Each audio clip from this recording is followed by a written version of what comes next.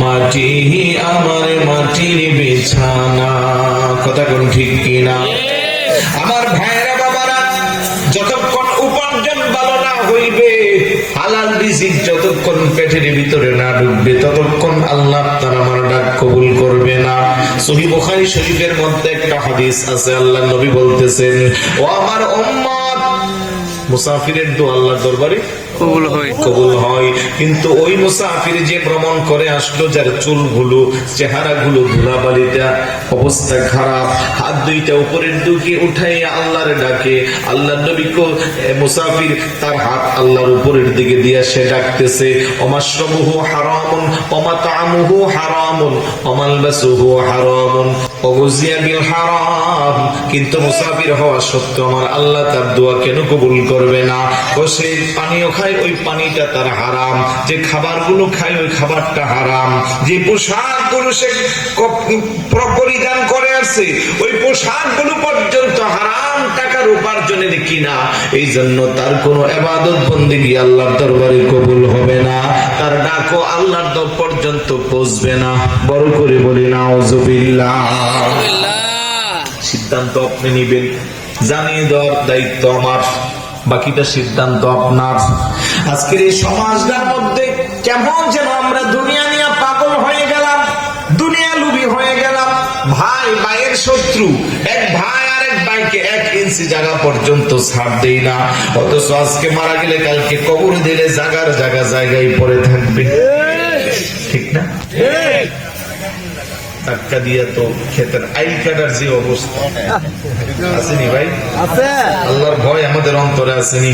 নাই। আওয়াজ দেন, আছে না নাই? কয় শতকে যেন একখানি ধানের জমিগুলো কোন দিকে? দিকে আছে। মনে করেন গেছে হঠাৎ করে জমিনে, এইটাও একখানি এটাও একখানি, সবগুলা কি 30 শতক বিটা। তো কই মাঝখানের কোটাটা কাটবে, এটা একটু দেখতে বড় বড় লাগে। আর কইেন না এটা অমুক চাচার, এমনি আর একটা বাজে অভ্যাস আছে, প্রত্যেক বছর 2 দিক দিয়ে 4 আঙ্গুল করে দাগ খায়। আছে না নাই? এই সমাজের কিছু আছে না নাই? কত বোকা মানুষ দেখেন না আমরা। একখানি জমিতে ধান হয় কয় মন? 18, 20, 25 এরকম তো দামগুলো দেয় কে? মাঝে মধ্যে দেখবেন অনেকের জমিনে 30 মন 35 মন, তখন এলাকার মানুষ তারে আল্লাহ এবার বাম্পার দিছে, এই বলে কি বলে না? তো যেই একই সম পরিমাণের জমি, একটাতে 18, 20, 22, 25, আরেকটাতে 30 দিল কি? আল্লাহ। আচ্ছা, এই যে আমি কমতেই ধরলাম, একখানিতে আপনার 18 মন হয়, আপনি 2 দিক দিয়ে 4 আঙ্গুল করে ধরেন, 3 বছরে প্রায় এতটুকুই বাড়াই ফেললেন। যেখানে শাড়ি দিলে 3টা 4টা শাড়ি দিতে পারবেন, দাম হইলে সর্বোচ্চ 15 থেকে 20 কেজি, বা ধরলাম 1 মনে,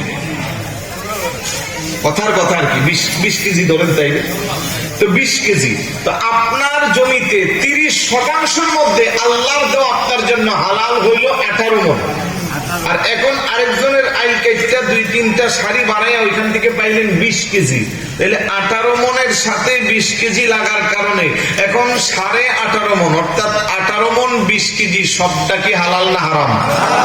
আওয়াজ দেন, সবটা কি হারাম? বুঝতে মনে অসুবিধা হচ্ছে?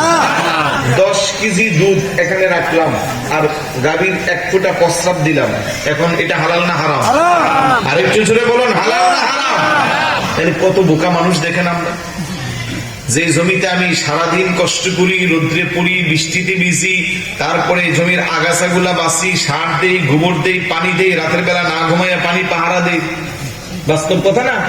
তো ওইখানে আল্লাহ আমারে দিল 18 মন, আর আমি নিজে কৌশল করে 20 কেজিটার সাথে লাগাইয়া এখন পুরা 18.5 মন সবদারে হারাম, হালাল থেকে হারাম করে ফেললাম। নাউজুবিল্লাহ বলবেন না? এখন এই পেটের ভিতরে যাইবো, পেটটা মোটা হইব, শরীর বাড়বো, ওই আল্লাহর নবীর হাদিস, ঠিকানা জাহান্নাম। তাহলে আমরা কি চালাক না বোকা? আর একটু জোরে কর না বোকা? নিজেরে তো অনেক চালাক মনে করে। সকালবেলা গাভী দোয়ান 3 কেজি হইতে আরো এতটুকু বাকি, চুঙ্গা দিয়ে মাপার পরে 3 কেজি হইতে আরো এতটুকু বাকি আছে। এখন বাচ্চাও কেউ নাই, বিবিও জানে না, ওনার যে বাজে অভ্যাস আছে, উনি 3 কেজি মিলানের লেগে আস্তে করে টিউবওয়েল থেকে চাপ দিয়ে একটু পানি, গরম পানি মিশিয়ে দেয়। 1 কেজি দুধের দাম কত? 80 টাকা। 3 কেজির দাম কত? 240। আল্লাহর দেওয়া 3 কেজি যদি হয় 240, আপনার জন্য 100% হালাল। বাজে অভ্যাসের কারণে সুঙ্গা মিলান আর বাড়ান, 1 পোয়া আধা কেজি যাই দেন, ওই দল্লাম আধা কেজি, তাইলে তার দাম হলো 40 টাকা। এখন 240টা যেটা আপনার জন্য হালাল ছিল, ওটার সাথে আরো 40 বা 20 সংযোগ হয়ে এখন সবটা জোরে বলুন না, সবটা।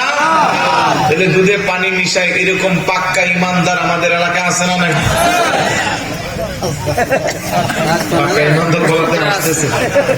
বোকা মানুষ, বোকা বুঝে কত বড় বোকা হইলে আমরা এই কাজগুলো করি।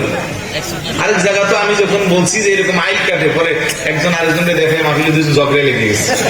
আমি বললাম যে ভাই আপনাদের পায়ে পড়ে আমি ঝগড়া বাগিতে আসিনি, আমি জাস্ট এক্সাম্পল দিচ্ছি বোঝানোর জন্য আমরা কতটা বোকা মানুষ এটা বোঝানোর জন্য। কথা বলেন ঠিক কিনা? আমি যদি আরেকজনের আইন না কাইটা আল্লাহর কাছে চাইতাম যে আল্লাহ তুমি যে মাঝে মধ্যে বাম্পার ফলন দাও, আমি অসহায়, আমি গরিব, বাচ্চা বাচ্চা নিয়ে আমার কষ্ট, একটাই আমার জমি, তুমি আমার জমিতে একটু বাম্পার দাও, তাহলে আল্লাহ দিতে পারতো না? আর একটু জোরে বলুন না, পারতো না? 1 পোয়া আধা পোয়া পানি যে আপনি মিক্স করেন দুধের মধ্যে, আল্লাহ চাইলে আপনারা দুধ বেশি দিতে পারেন। পৃথিবীর এত কিছু আবিষ্কার হইল, আজও কোন বৈজ্ঞানিক কি আবিষ্কার করতে পারছে যে জমিনের ঘাসগুলো মেশিনের এক পাশ দিয়ে দিবে আরেক পাশ দিয়ে দুধ হয়ে বের হবে? তাহলে কত বড় একটা নিয়ামত। আপনি গাভীর আগের দিন একটু কি বলে আপনার এই খাবার টাবার বেশি দিলে, খৈল ভুসি বেশি দিলে, পরের দিন অটোমেটিক দুধ বেড়ে যায়। জোরে বলুন না সুবহানাল্লাহ। আল্লাহর উপরে ভরসা না রাখা আপনি নিজে নিজে 2 নম্বরই করবেন। মার ছোট্ট পেটের মধ্যে 4টা 5টা ভাই বোন জায়গা হয়, বাবার এত বড় বাড়িটার ভিতরে আমাদের 3-4 ভাইয়ের জায়গা হয় না। বিল্ডিং ওঠাই ফেলছে ভাই 3 তলা, এখন আমি দিয়ে একটা দেখে 4 আঙ্গুল এদিকে গেছে, কয় আঙ্গুল? এখন ভাই বাইরে নোটিশ দেখো আগামী 1 সপ্তাহের ভিতরে তোর বিল্ডিং ভাঙবি, আসেনি ভাই? আরে ভাই এটা তো মাপজোপে ভুল হয়েছে, বা যেমনি 4 আঙ্গুল, এই 4 আঙ্গুল ভাঙলেই কি আর তোর কি হইব, আর এটা থাকলেই কি হইব? এমনটা করিস না। এবার 4 দোকানে যা, আর কিছু আছে দুষ্ট লোক, তারা ঠিক মতো পান দে। তুই বেটা কি হইলি, তোর জায়গার ভিতরে তোর ভাইয়ের বিল্ডিংটা বোকেন, তুই কি তোর বাপের ঘরে হইছ? স্যার হে কি হের বাপার ঘরে হয়েছিল? তুই কি আরেক জায়গা থেকে আইসস নাকি?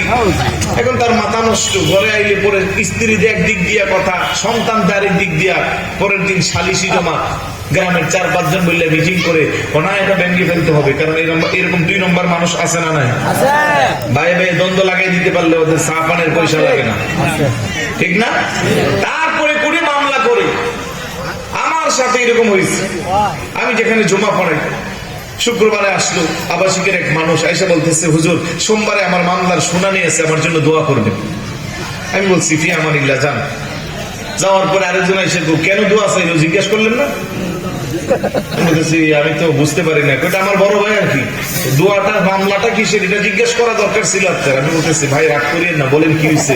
তো আমার বিল্ডিং এর 2 ইঞ্চি জায়গা পড়ছে, এটার জন্য সে কুড়ে মামলা দিছে, এখানে সোমবারে এটা শুনানি, এই জন্য আপনার কাছে দোয়া চাইতেছি। তারপরে দুঃখ নিয়ে বললো, আপনারা তো শুধু জান্নাত জাহান্নামের ওয়াজ করেন, এগুলা নিয়ে এত কথা বলতে পারেন না। তারপরের জুম্মা তারপরে ইচ্ছা মতো দুলাই করছি আর কি।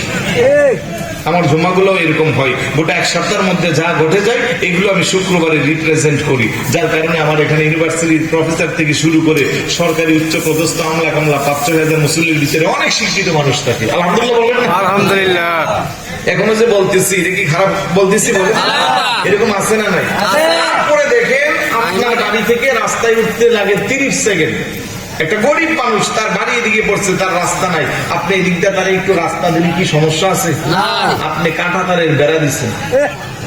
বেচারা এখন 10 কেজি ওজনের বা 20 কেজি ওজনের বস্তাটা নিয়ে 5 মিনিট হাইটটা ওই দিক দিয়ে ঘুরে বাড়িতে যান। আপনার কি মনে হয় এই 5 মিনিট যে বস্তাটা নিয়ে হাঁটে, প্রত্যেকটা নিঃশ্বাসে কি আপনার জন্য অ্যাকাউন্টে নেকি জমা হয়? আর সে কি হাত ধুয়ে আল্লাহর কাছে বলতেই বোঝা, আল্লাহ তারা আযাব দাও?